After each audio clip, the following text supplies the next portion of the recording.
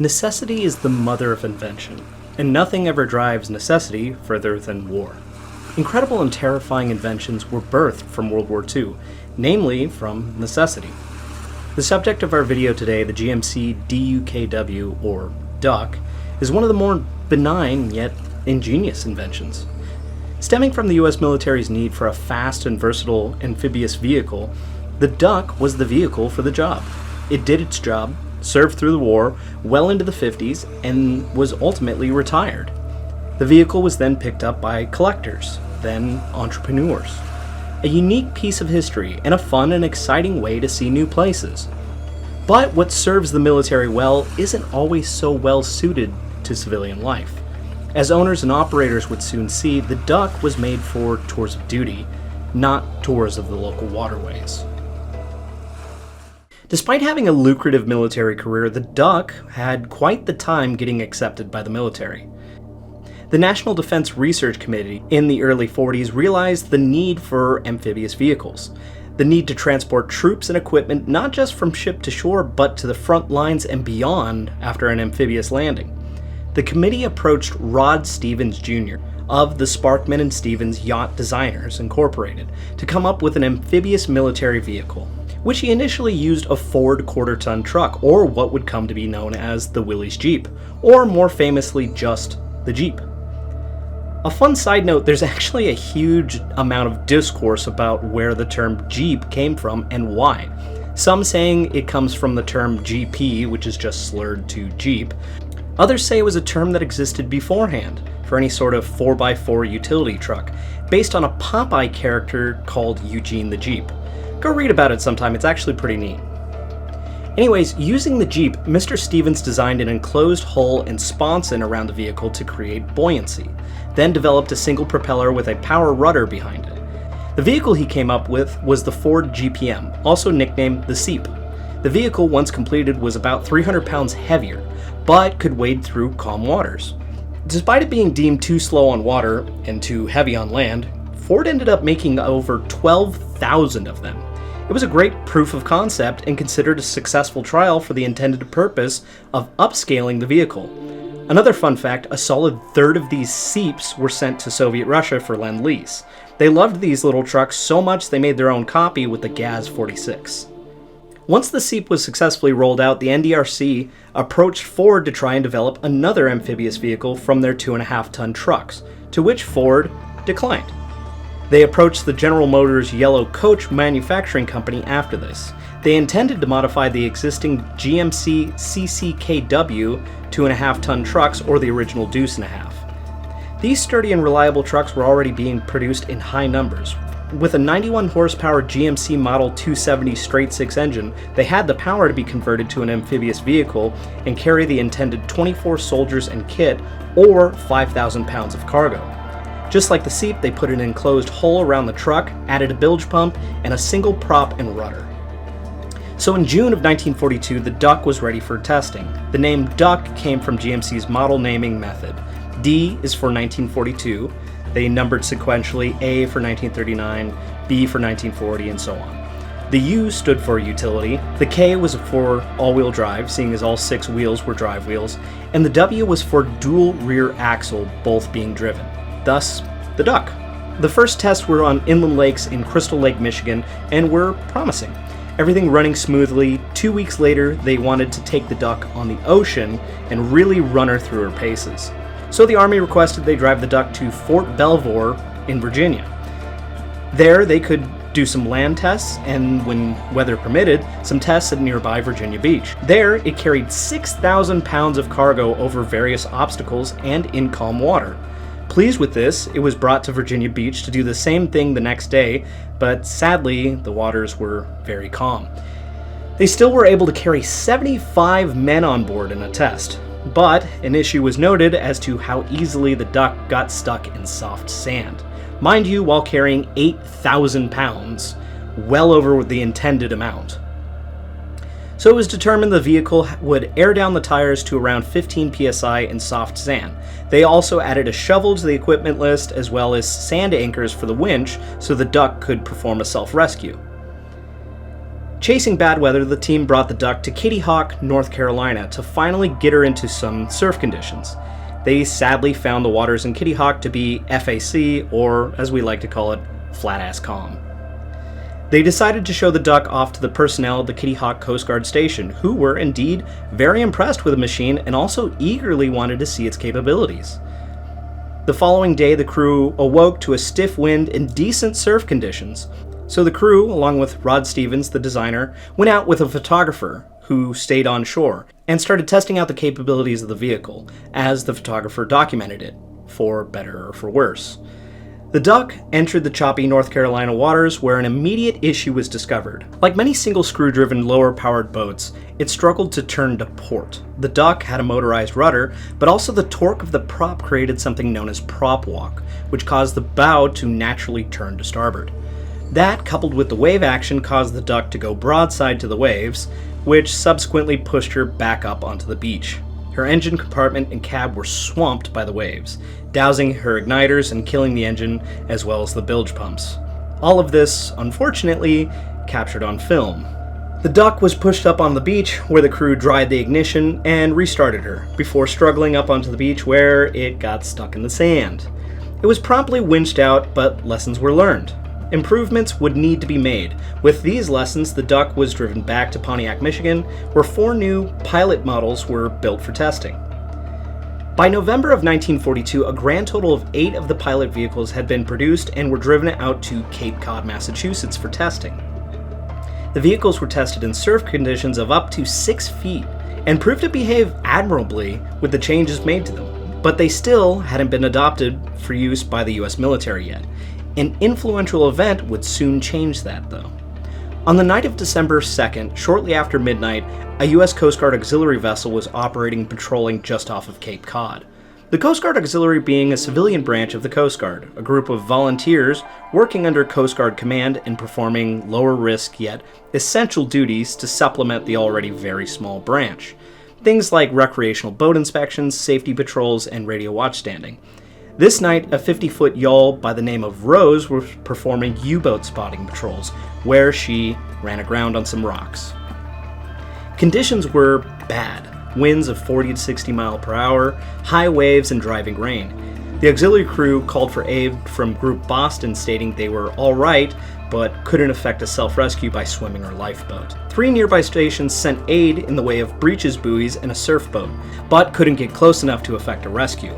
After some trying, the Coast Guard on-scene leader remembered the ducks being tested nearby and made a call to the Provincetown Engineer Amphibian Command asking for help. At 1 a.m., Rod Stevens and a few others, including maritime photographer Stanley Rosenfeld, departed their hotel for the beach. 2 ducks were driven about a mile to the beach where they met up with the coasties. After a small brief, the Coast Guard welcomed Rod and his crews to attempt a rescue of the 7 auxiliarists on the grounded yawl. Rod went out with the Coast Guard commander and 2 others, leaving the 2nd duck crew on the beach as backup. Later, Rod called the rescue extremely uneventful, going out, grabbing the crew, and returning in less than 10 minutes. After speaking with the coxswain of the Rose, he even went out again to put out the Rose's anchor in case she refloated. All of this being documented by the attached photographer. When the crew returned to check on the Rose in the morning, the auxiliary boat was gone, but they had something more important: photographs and a story. The pictures were given to the head of the NDRC, who immediately brought them to the Secretary of War, Henry Stimson. Stimson then took the photos to a cabinet meeting, grabbing the ear of the Secretary of Navy, Frank Knox, and the President, stating proudly, this was probably the first case of a naval vessel being rescued by an Army truck. The rest was history. The Duck would find its approval shortly after this. By the time the Duck was being shipped out, the U.S. was thoroughly embroiled in World War II. This Duck would be supplied to nearly every Allied nation. Of the 21,000 built, 2,000 were provided to the British, around 500 were given to the Australians, and around 500 to the Soviets. A few were given to the Canadians, and after the war, some were even given to the French and other countries. The Marines and Navy found them exceptionally useful in the Pacific, where they could easily traverse over the shallow coral reefs. They were also lighter and faster than the LVTs, or landing vehicle tracked, yet could carry just as much with a noticeable lack of armor. But the Duck really came into its own during Operation Husky, the Allied invasion of Sicily. The Allies desperately needed a foothold in Axis-controlled Europe and a place to spearhead their invasion of Italy.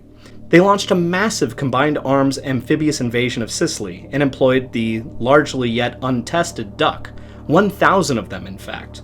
The Duck absolutely exceeded expectations, ferrying troops, ammo, and artillery pieces from landing ships to shore, across the beaches and deep inland, absolutely stunning the Axis due to the rate at which the Allies could advance, in no small part thanks to the Ducks. British General Sir Harold Alexander stating plainly, "It is not too much to say that the Duck revolutionized the problem of beach maintenance." It should come as no surprise then that 2,000 Ducks were utilized in the largest amphibious invasion in human history, D-Day. Which I can already hear some salty Marines yelling at their screens, "Nuh-uh, Maritime! Okinawa was bigger! There were more troops involved in the initial invasion force." To which I say, like D-Day, why don't you sit this one out, Devil Dog? Yes, Okinawa had a larger initial invasion force, but D-Day ultimately had more troops transported, culminating in over 1.5 million troops landed. It was an absolutely amazing feat of logistics only made possible by the Duck, and that's not an exaggeration. It's speculated that nearly 40% of all supplies and personnel landed at D-Day were done so with a Duck. The small amphibians were absolutely invaluable. Though they were not without their losses. Around 40 Ducks were lost between June 6th and June 7th between the beaches and supply dumps. A number of these, of course, being lost to enemy fire. But a good many were lost to overloading in choppy seas. The chop on Omaha Beach alone was speculated at being between 3 to 6 feet, not insignificant for a vessel with such a low freeboard. On Omaha Beach, 12 Ducks were loaded with ammo, gun crews, and 75mm howitzers, quite a bit more than they were designed to carry. Only one of those Ducks made it to shore. The other 11 swamped with all their cargo and much of their crew. But as the Allies moved inland, the Ducks continued to prove their worth, being instrumental to river crossings, including the Rhine River. German defenders destroyed the bridges across the Rhine to delay the Allied advance. It would have ground them to a halt if not for the Ducks. The Duck served admirably through the war, showing it excelled in shallow, calm waters. But even in those days, it was proven it wasn't invulnerable. In the waning hours of the war in Europe, troops in northern Italy were on the heels of retreating German troops. Soldiers of the 10th Mountain Division were tasked with securing the town of Riva del Garda. The town had just been abandoned by the Axis, so 25 soldiers loaded into a Duck with a PaK 75 howitzer and headed out across the placid lake for a 3-mile crossing. But halfway across, the winds whipped up into a freak lightning storm. The engine gave out, killing steering and the Duck's primary bilge pumps. With the added weight, the Duck broached in the trough of the lake waves. It quickly swamped. The men, weighed down by their heavy gear, had no hope of swimming to shore. A single man, Thomas Hugh, was able to throw off his gear and tread water long enough for men in a rowboat to save him. His 24 compatriots were the last men lost in the 10th Mountain Division in the war. The Duck continued to see usage throughout the world, being redeployed for the Korean War to great effect. It was used by various other militaries as well as civilian service. But nearly immediately after World War II, it was bought up by civilian collectors as well as enterprising entrepreneurs who saw usage for the amphibians in tour services and recreation. The vehicle would give a unique view to cities not often seen, a driving tour followed by a scenic water tour, to which they were very suited for. On calm days, while in their original configuration, they were excellent. It was when the vehicles were put into poor weather, were modified, or simply began to age past their prime. It's May 1st, 1999. Lake Hamilton is a scenic lake near Hot Springs, Arkansas. A modified original GMC Duck was being operated by the White and Yellow Duck Tours. On the previous day, the 29th of April, it was noted that the Duck's electric bilge pumps were turning on and off while the Duck, Miss Majestic, was doing the water portion of her tour. The driver finished the tour and pulled the Duck up the ramp out of Lake Hamilton and noticed the Duck started draining water. A concerning amount. It drained for 10 minutes straight, so the Miss Majestic was sent in for maintenance. The senior mechanic checked her out and noticed a tear in the forward rubber boot on the rear drive shafts. These rubber boots acted as water seals for the drive shafts to prevent water ingress into the hull. This was, of course, an easy fix. He reinstalled a fresh boot and cleared the Miss Majestic for service. Miss Majestic had been modified from its original configuration, adding an enlarged back deck, a steel frame, and a vinyl canopy to protect the occupants from sun and weather. These additions caused her stern to sit lower in the water, giving less than a foot of freeboard. But it was not much of a concern seeing how small and inland Lake Hamilton was. Poor sea states were rare. The tour started at 11:30, when the Duck operator picked up 20 passengers amounting to 21 people on board. It started with a driven tour around hot springs before driving to the lake. Before entering the water, the operator gave a quick set of safety instructions. She stated smoking was illegal and pointed out the life jackets stowed on wooden shelves under the canopy. She attempted to pull one out to demonstrate how it's put on, but failed to pull it out. She gave up and continued the tour. She engaged the bilge pumps, put the Duck into neutral, and rolled down the ramp into the water. The Duck puttered along at a meandering 4 knots as they toured the lake, but within 4 to 5 minutes of being in the water, the boat began to react sluggishly and list slightly to port. The operator asked a larger man to move from the port side to starboard. As the man did so, he looked aft and saw water coming over the back deck into the Duck. Shocked, he started grabbing life jackets from the overhead and yelled at the others to get out, to which most did nothing, perhaps too shocked or thinking the man was just joking. The operator now saw the ingress of water and turned to port to turn the boat towards land. She made an emergency call to Land and Lakes, but reports state this call was never heard. A recreational boater saw the Duck floundering and moved in close to warn the Duck operator and watched the Duck submerged before him. Shortly after the water ingress was noticed, maybe less than a minute, the Duck was under the surface of the lake. Only a 15-year-old boy saw what was happening and climbed out of the craft before it went under. The larger man remembered being forced towards the front of the Duck and against the windscreen by the force of the water flowing in. He then climbed out the window and swam to the surface, being rescued by recreational boats that watched the Duck go down. A man and his wife realized what was happening and climbed out the portside windows. The woman at first tried to go forwards but saw the windshield in the way and swam back to the window her husband swam out of. As she did, an 8-year-old child that wasn't her own grabbed onto her and ascended to the surface with her. She didn't realize the child was clinging to her until they both were pulled into a rescue boat. Another woman in the 7th row stated she had little time to react before the water was over her head. She wasn't a swimmer and clung to the frame of the boat as it sank. She was swept out the window by the force of the water and floated to the surface. Her 4-year-old child did not. One 15-year-old boy jumped out before the sinking. 6 passengers and the 1 operator bailed out and swam to the surface. In total, 8 survived unscathed, and 13 perished in the accident. The Duck came to rest under 60 feet of water. Subsequent dives of the Miss Majestic found all 13 bodies. 3 were found still seated or on the deck of the Duck. 4 were found tangled up in the overhead canopy, perhaps lost or confused trying to escape or fight their way through the impenetrable vinyl canopy. 6 were found on the lake bottom, having escaped the sinking Duck, but getting turned around or caught on something before running out of air. 3 of the victims were very young, 3 years old, 4 years old, and 5 years old.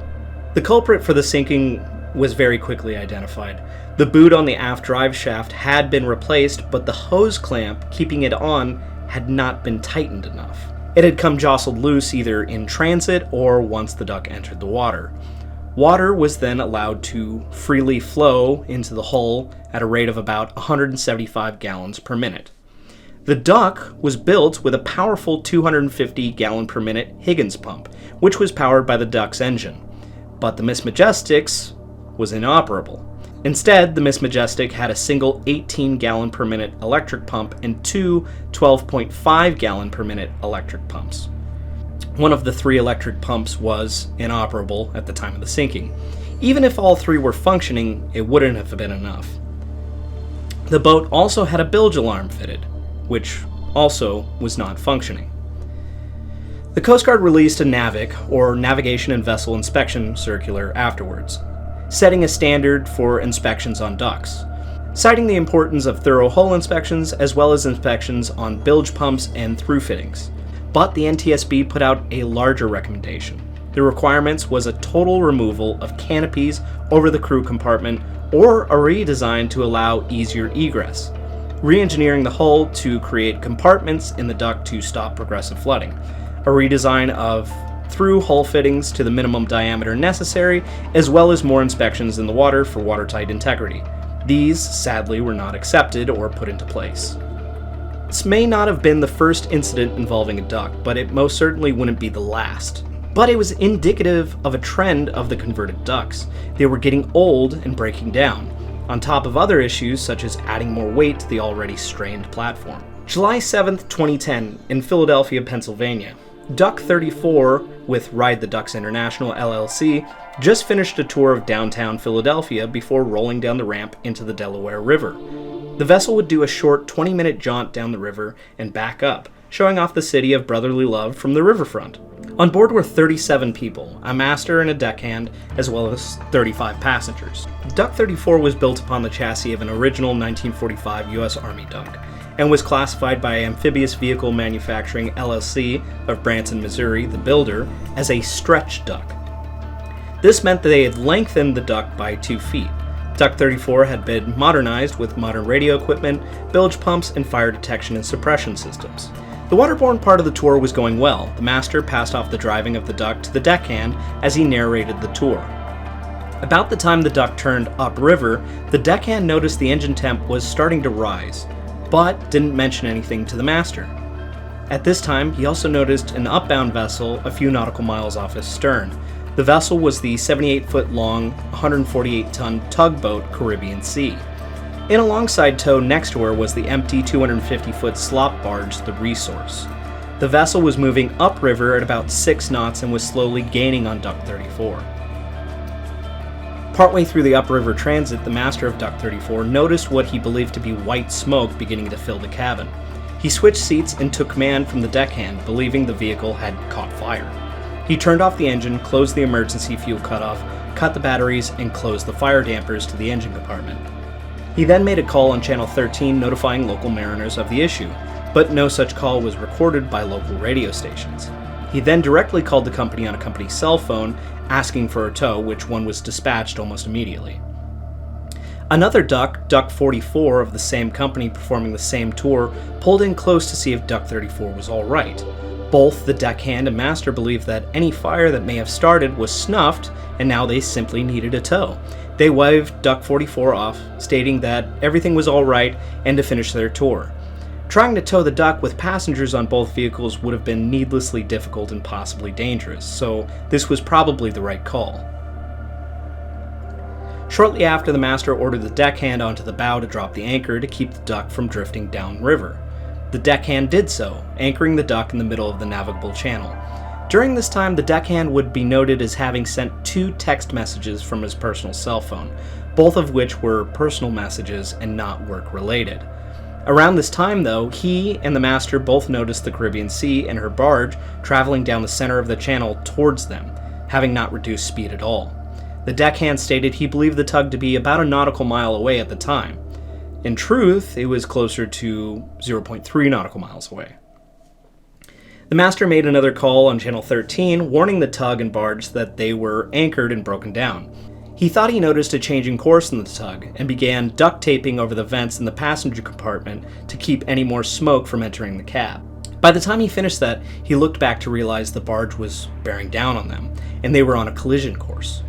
He ordered the passengers to start putting on life jackets, some of which had already began to do so. He continued to call on 13 as others, such as the Burlington County Bridge Authority, did the same. None of Duck 34's calls were recorded, except for a last-minute frantic call over Channel 16, where he was recorded as saying, "Hey, ferry, ferry, whoa, whoa!" only seconds before the barge ran over the duck. The tug operator never said a word on the radio for the entire event. The deckhand, realizing the barge was going to run over the duck, jumped off the front and swam away for the middle of the river. CCTV footage of the incident shows a passenger throwing him a life vest. It's believed this brave individual was one of the 2 fatalities, a 16-year-old girl from Hungary visiting on vacation. The duck was plowed over by the 250-foot barge and forced beneath it. The tug was barely slowed by the small vehicle as it was forced beneath the barge, tumbling. Many of the occupants couldn't recall how they escaped the vehicle, simply remembering going under then being back on the surface. Few had enough time to put on or fasten their life jackets. The Duck was forced to the river bottom, where it remained there for 2 days. On July 9th, it was recovered, as were the bodies of the 2 fatalities, both seated in their seats without life jackets, 2 young individuals from Hungary. 19 people were picked up out of the water by a ferry and various rescue boats. 16 swam to shore, and about half a dozen of those were rushed to hospital with various injuries. Only shortly after the incident did the tug Caribbean Sea slow down and come to a stop. It swung to starboard in an attempt to rescue individuals in the water, but other ships were already doing so. So why didn't the Caribbean Sea slow down or respond to radio calls? The engineer and deckhand on board were down in the galley when the barge hit the Duck. They had no idea what occurred until the deckhand looked out a porthole and saw people in the water.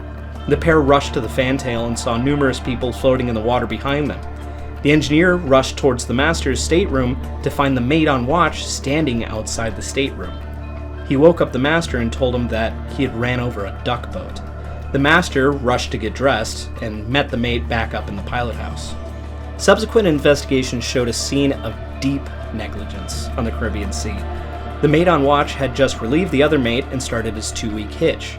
He'd only been on watch for an hour and a half, but shortly after starting the watch, he received a phone call informing him that his young son, who was going through a medical procedure, was having life-threatening complications. In the following hour and a half, he was involved in 18 different phone calls, the total time of which amounted for 65 minutes of time on his phone, as well as checking a personal laptop. On top of this, the Caribbean Sea was fitted with an upper and lower pilot house. The upper pilot house was preferred for usage while the barge was empty, which it was. The barge being empty meant that it had a higher freeboard and blocked the view of the lower pilot house. The mate testified that he was in fact in the upper pilot house, and the captain, after getting changed, found him up there. But photos of the tug just prior to the incident show he wasn't in the upper pilot house. As well as how fast he got to the captain's stateroom after the incident, it was impossible for him to have been in the upper pilot house. Additionally, he had the radios turned down so he could better hear his phone. It's true he was distraught and in a crisis, a father concerned for the life of his son, but this led to him completely neglecting his duties of a navigational watchstander and led to the deaths of 2 individuals. The master and the company both stated that if he had notified them, they'd have relieved him and made every effort to get him to shore. But instead, he was found responsible for the deaths of the Duck passengers. A healthy warning to the mariners on my channel: put the phone away on watch. You could turn a bad day into the worst day of your life and the last day of someone else's. In 2013, across the pond in England, 2 ducks in 3 months showed the risk of these aging hulls deteriorating or being dangerous to use. On June 15th, the Whacker Quacker 1 was a 1945-built converted Army duck, operated by the Yellow Duck Marine Company, and entered the water in Salthouse Dock, Liverpool. While entering the water, the prop hit a discarded car tire, which caused the propeller to gouge 2 large holes in the hull. Water ingress caused the duck to rapidly fill with water, forcing the crew and passengers to abandon the duck as it sank into the river bottom. Thankfully, there were no major injuries or deaths. Later that year, in September, the duck Cleopatra was performing a tour in London. Shortly after entering the River Thames, the master noticed smoke coming from the engine compartment and filling the duck. He maneuvered the vehicle towards shore as they readied to abandon ship. Flotation devices were handed out, and as flames spread from the forward compartment, the duck touched bottom and the crew bailed out.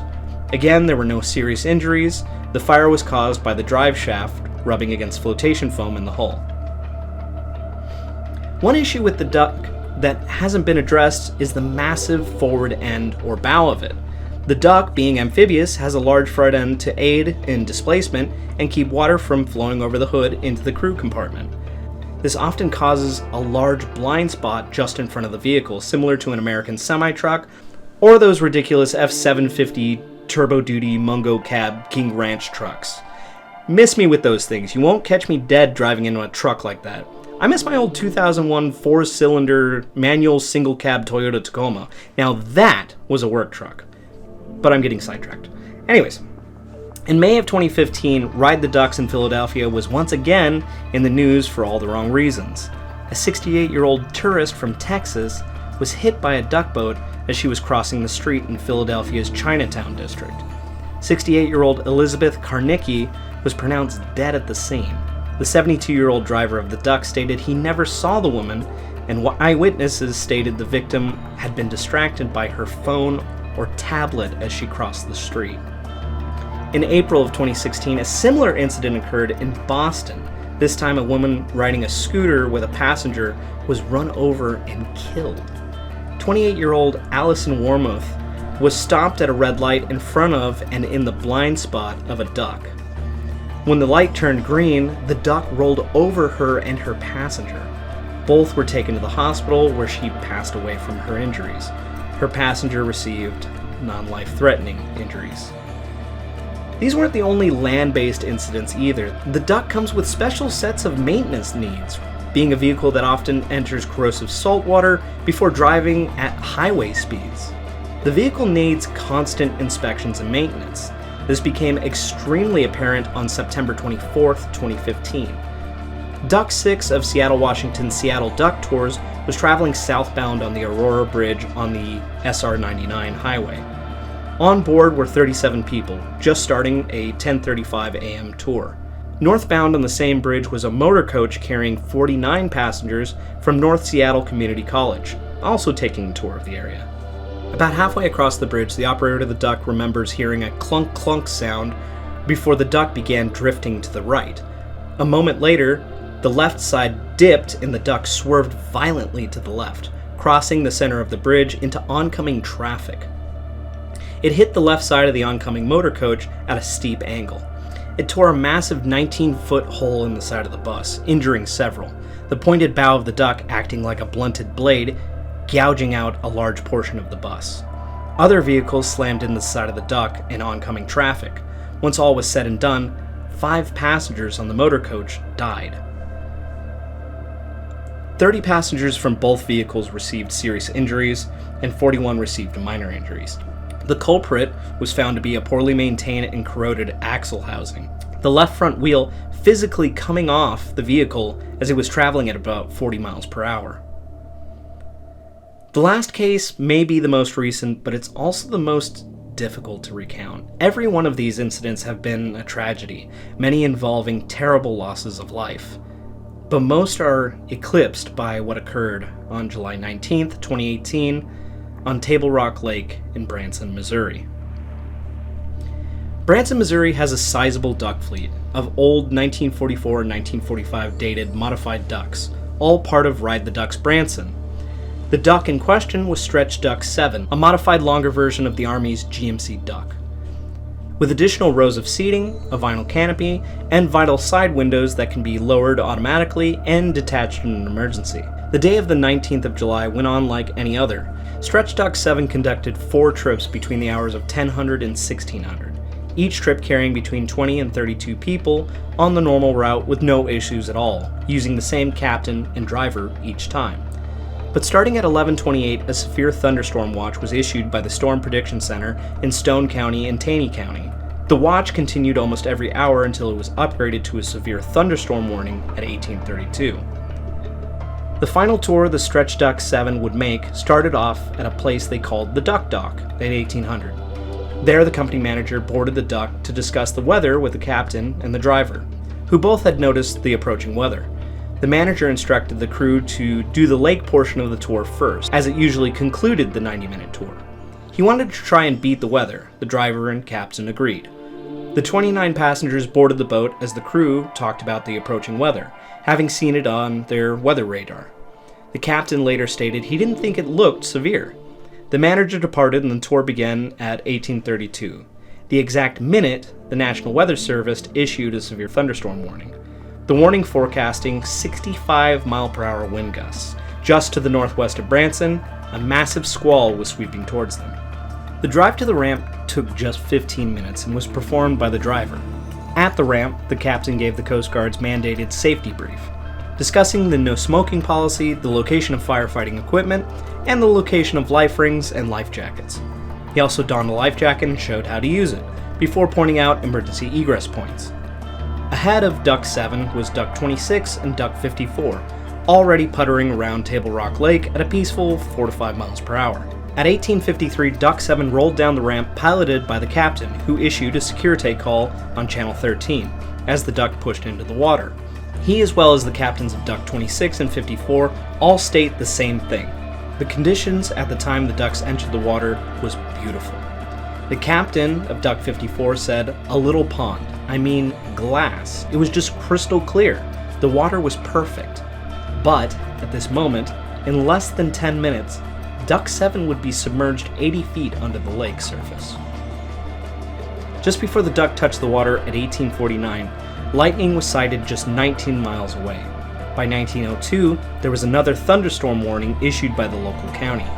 In footage recovered from Duck 7, taken by passengers, black storm clouds can be seen to the starboard, but for now, the lake surface was calm and winds were an easy 3 to 5 miles per hour. The captain soon started bringing young children forward with their parents to steer the duck, common practice with the Branson Ride the Ducks. The kids would steer a course under the close watch of the captain as he narrated the tour. By 1856, Duck 7 had approached an island about 1,000 feet off the entry ramp called Duck Island, before turning to starboard and heading north, heading for the exit ramp. By then, Duck 26 was already almost out of the water. Duck 54 went a bit further around the island, but soon cut back towards the north to follow 7 towards the exit ramp. 4 kids took their turns on the wheel over the next few minutes.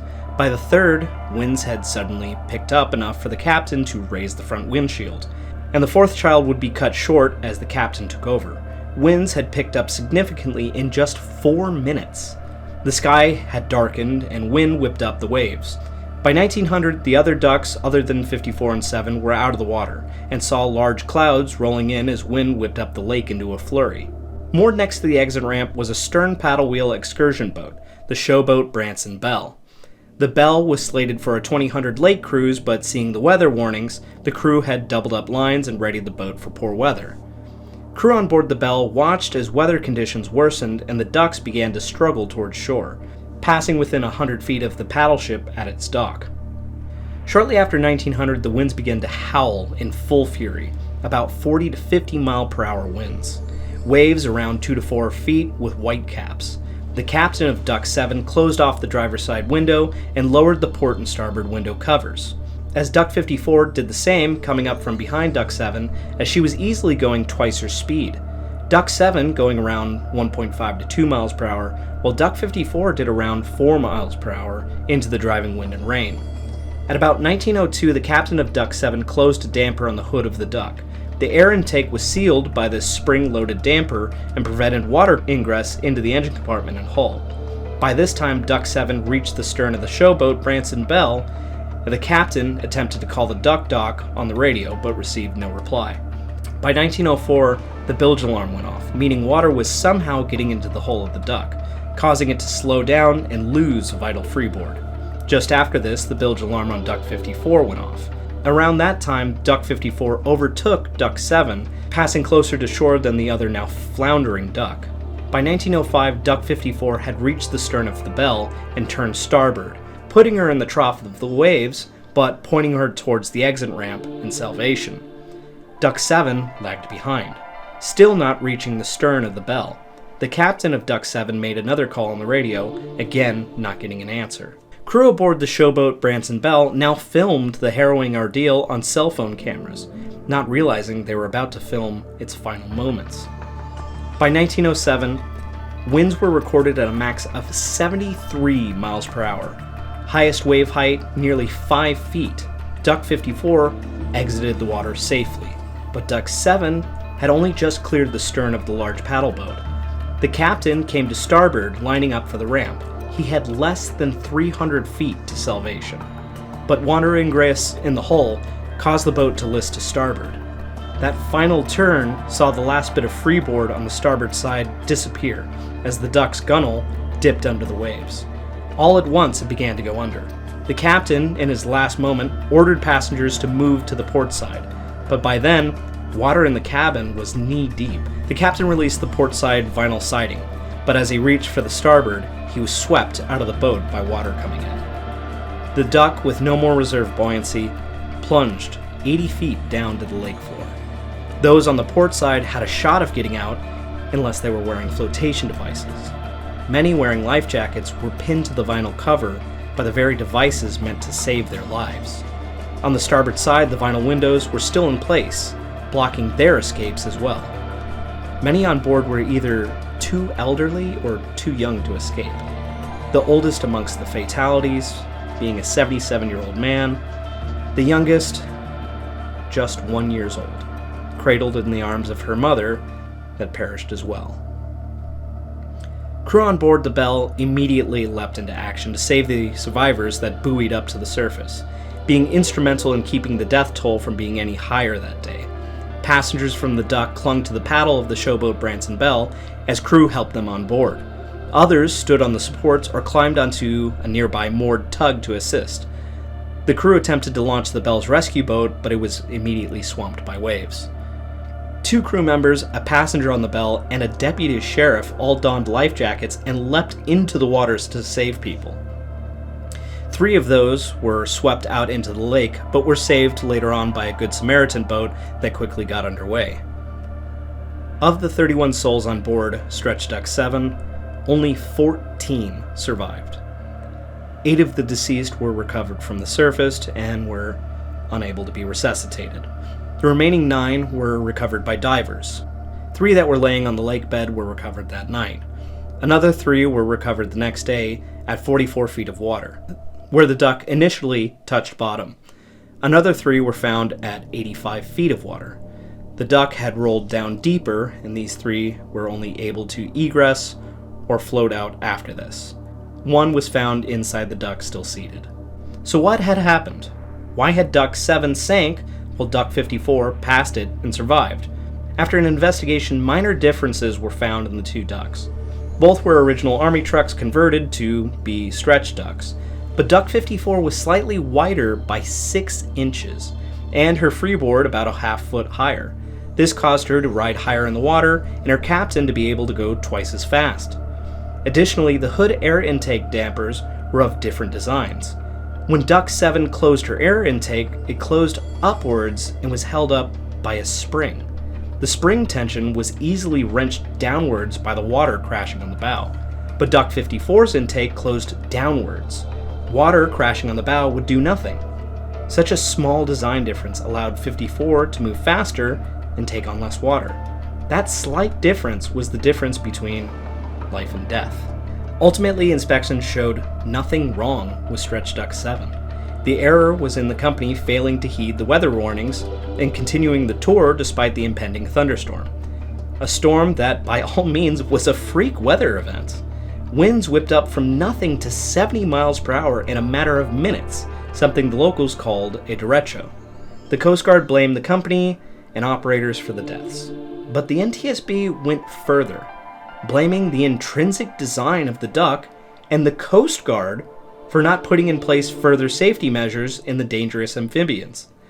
They issued recommendations to the Coast Guard to require ducks to have sufficient reserve buoyancy to stay afloat in case of flooding, or to allow compartmentalization in the hull to prevent progressive flooding. Also to require the complete removal of covers, side curtains, and framing while the boat is in the water to make egress easier in case of an accident. To date, the Coast Guard has not implemented these suggestions. It can easily be said that the Duck helped win the war. It was an ingenious and innovative idea that pushed the boundaries of engineering to accomplish a difficult task. In the framing of war, it was the safest and best solution to a near impossible task. There were problems with it, but these issues were managed for the sake of winning a war. Today, ducks no longer serve the purpose they once did. Ducks aren't used to ferry troops and supplies into the jaws of the enemy. They aren't transporting brave men into battle, but women, children, and the elderly. Their purpose is frivolity and entertainment. Yet in that pursuit, companies have likely transformed them into an even more dangerous version of what they once were. Sure, they now have electric bilge alarms, VHF radios, and flotation devices, but the extended decks to cram in more passengers, the final roofs to shade passengers, and side curtains to keep them dry, have turned the otherwise rugged and trustworthy duck into an aging and heavy cage.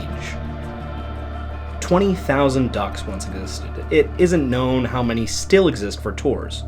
Of these, I found this handful of incidents of them failing.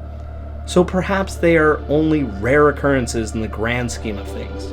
But it leaves one to ask themselves, is it worth it? That's up to you to decide. Thank you again for joining me on another video. I know these are really getting far apart, and I'm sorry about that. My hitches tend to be several months long, and my time off is often filled with playing catch-up. I'm also studying to upgrade my license this winter, so after that, I promise I'll have more time to dedicate towards making content. I'm a one-man team. I only have my channel artist who makes my thumbnails and merch for me. I've had offers from folks wanting to do research for me, or write, or edit, but I always turn them down. Part of my enjoyment in making these videos is the research and writing. I love learning about these things and presenting it to you so you can learn with me. Also, to be honest, my videos aren't that flashy, so editing literally takes me a day from script complete to finished product, so I don't need an editor. Also, lesser channels would just use AI to write their scripts, and to them I wish them the very worst luck and damn them to Davy Jones. Real writers don't use ChatGPT. All the same, I appreciate your patience, as well as all of my patrons who've stuck it out this long. If you'd like to support the channel artist by buying merch like t-shirts and patches, there are links in the description below. Don't forget to like, comment, and subscribe, you know, the usual YouTuber trite, and fair winds of following seas, shipmates.